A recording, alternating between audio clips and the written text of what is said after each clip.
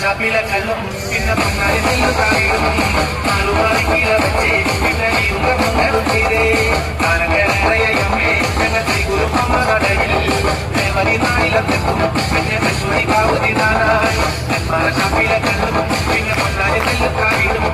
നാലുമാറി കീഴ വെച്ചേ പിന്നെ ഈ ഉറങ്ങും ചെയ്തേ കാലങ്ങളേറെയമ്മേ ഞങ്ങൾ ശ്രീ ഗുരുപ്പമ്മ നടയിൽ ദേവരി നാളിലെത്തും പിന്നെ കശുവരി കാവുതി നാനായി പിന്നെ